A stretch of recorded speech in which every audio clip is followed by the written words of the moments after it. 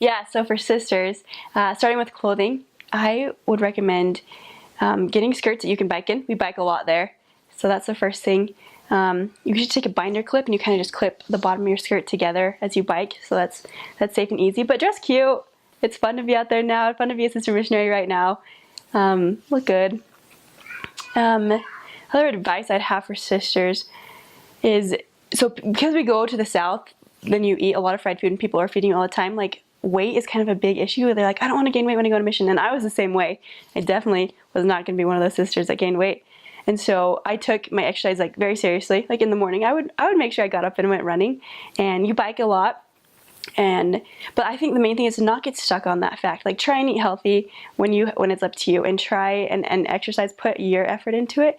But the Lord's going to help you because you're out there serving Him. And so just don't let that become a priority or what you focus on the most, because that just makes you unhappy. And it stops you from feeling the Spirit to be able to fulfill your purpose. There's also a lot of sisters that they did feel a little bit inadequate. Like, I want to be perfect. I want to show the Lord that I'm representing Him. But really, like, the fact that you have a desire to serve, you are called to the work. So by being out there and by getting up every day and putting forth the effort, He's going to qualify you for that calling. And it's the best when you are in a lesson and you're like, I don't know exactly what to say right now. I wish I would have said this a little bit harder. But if you start by saying like the word like Heavenly Father, and then they start talking, like the words will always come to your mouth. And so you don't have to feel like, what if I don't know what to say right here? Because they'll always come. It's been promised to us. We have that calling. We had His name on us, so we can represent Him that way. So don't feel inadequate. Don't feel like you're not good enough, because we all are, and we're all out there just to do our best and to just show the Lord that we love Him, and that's why we're there. You get some ghetto areas where the men are not as respectful to the girls. That's true. You smile and you walk past confidently, just knowing that the Lord's going to protect you. You try not to be out wandering after 8 o'clock at night. That's when it gets late. So go somewhere with a purpose, or be in a member's home, or in somebody's home, or have rides set up for that late hour. Yeah, you don't want to be walking as a sister at that night. Okay, so Alabama is so hot and so humid, and the months of June to October are unbearable. It's so great. I liked heat. I wanted to go somewhere hot, and it sure was. So basically during the summer months, you try your best to look good, but after walking outside for 2 minutes, like even to your mailbox, you're dripping sweat and your makeup's gone, and you're like, this is so good. And then you throw biking onto it too, and you just drip sweat, and it's so fun. But you're all in it together, because everybody in Alabama is doing that. For the winter time, it does get cold because of the humidity, the chill, and the wind that comes. Like, it goes through your bones. And so you can wear big coats, and I think you should bring big coats for sure, and sweaters and scarves and stuff. But it does get really cold, so I'd recommend like the fleece-lined tights, and wear those, and boots and socks, because it gets cold. People in cold places would say it's not, but it does.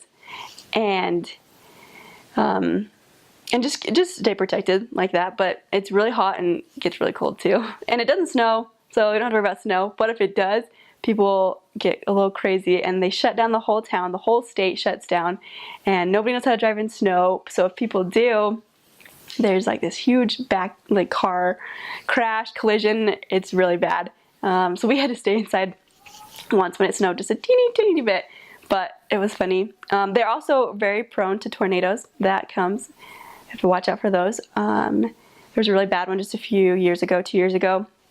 And then there was one just a few months ago that I was there for as well. So they're pretty scary, but we have it in our area, but like don't worry about it. All the information's there, and the missionaries are always protected. But it's a fun chance to serve if that happens. My biggest fear in the world is dogs. And the South has so many, and they just run wild. And my last area, we biked like 30 miles a day. That was like average, and we were so country. And then all these dogs would chase us. We'd have 10 dogs a day. I'm not even kidding. They would chase us, and they're so scary.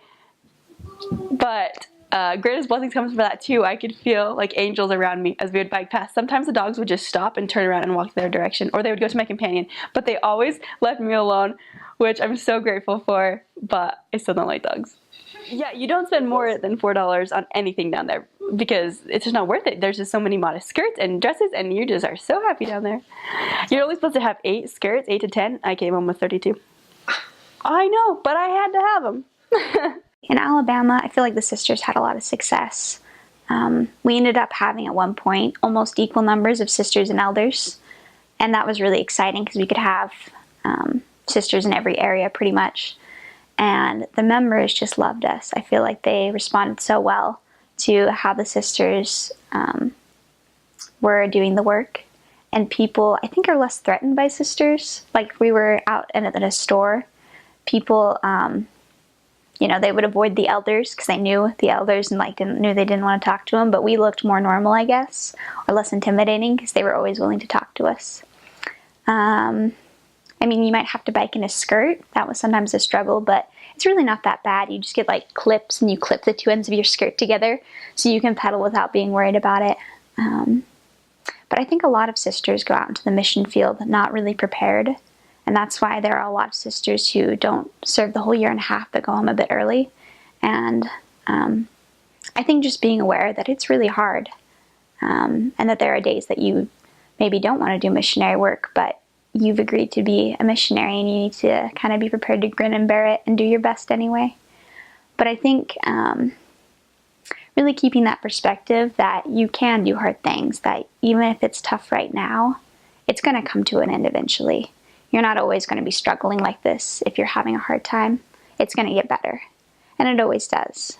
And I feel like Heavenly Father really takes care of his missionaries. Because even when I was having, like, in a tough area, or if I had a companion who maybe I didn't get along with as well, he always put people in my path who really helped me. Like, he always had someone there that helped me get through a hard time, or he made me strong enough to get through it. So I just think remembering that Heavenly Father is there with you and looking out for you, and why you went out and served in the first place can be a big help when maybe it's a tougher day. But yeah, that'd be my advice. Alabama is very humid. Whether it's summer or winter, it's very moist in the air. And in the summertime, it gets really hot and really humid. So you can pretty much count on looking like a mess. But yeah, we were always sweating, and we did a lot of walking or biking, save on miles, because most of the missionaries in our mission had cars, but they give you a limited number of miles for every month. So we had enough miles to get to our meetings and things like that, some of the really far out areas, but most days we were on foot or on bike. And so you're outside in the heat. And so in the summertime, well, my first summer, about 6 months into my mission, I ended up cutting off all my hair. I had really long hair when I went out, and I've always had long hair, but I've always thought about short hair. I thought it might be fun. And it was just so crazy hot, so I just cut off all my hair and I had a pixie cut. And that was definitely the way to go for me. Made it easier. But it's really hot and humid. You get like over 100-degree weather with 100% humidity, and you're out in it most of the day. So I definitely gave up on makeup as well in the summer times. So yeah, that's kind of nasty, but you get a good farmer's tan. You'll get lots of sun for sure. And it'll rain a lot too, which definitely breaks up the hot summer months. There'll be like a week or something where it's just overcast clouds, and like if you can feel a few raindrops, if it starts to drip just a little bit, you should definitely take cover, because it'll always drip a little bit and then downpour, like really, really pour for maybe 20 minutes, and then it's usually gone. And then it's usually fine for the rest of the day. Occasionally it'll be longer than that, but usually you can, if it starts to drip on you, just take cover right then, because it's going to start pouring. And they have large cockroaches. They have the little kind of cockroaches, but they also have really big ones that were like maybe the size of my thumb. And the big ones can fly, so that's something that's important to be aware of. Yeah, that was rough. Most of our apartments were clean, and like we did a good job keeping them clean and didn't have too many bug problems, but occasionally you'll just get a massive cockroach running around your kitchen. And let's see, I remember one night at like 3 in the morning or something, I'd woken up and gone to get a drink of water, and I turned on the light and this cockroach goes scuttling into our sink, hiding behind a pot, and it's like, I can't go to bed knowing that thing is here. So I spent like 20 minutes trying to be very careful like to not let this cockroach escape because they're really fast and they can hide in any crack. And my companion and I had a method. We would take kind of these long Tupperwares and trap them, and then slide our health guides underneath so we could flip them over, and then open up just a little bit and pour rubbing alcohol in so that it would die. And then we would flush it down the toilet because they make a really gross crunch if you just smash them, and that always grossed us out. So we had this method. So I'm like standing over the sink with my big old Tupperware trying to catch it, and my companion's sound asleep. It's like 3 in the morning. And anyway, it ended up going down our sink, so I quickly turned on the water in the disposal, and I just prayed that that killed it. But you never know, because cockroaches can survive atomic bombs. But I decided that that was good enough for that night. But anyway, those big cockroaches are really pretty terrifying when you see them fly. Yeah. The humidity in the winter, it's still there, but it's not nearly as bad. But even though it won't get like as cold as it does in Utah, because it's humid, a little bit wet, it feels really piercing cold. Like you can just never put on enough layers to get the wind out because it's a little bit windy too. But it's not as cold as it gets in Utah. Most likely it won't snow too much on you, and if it does snow, the whole town will shut down for days until the ice clears because no one knows how to drive in the snow. But yeah, winters are usually pretty mild. The summers are really hot and humid, but you drink lots of water and you're fine.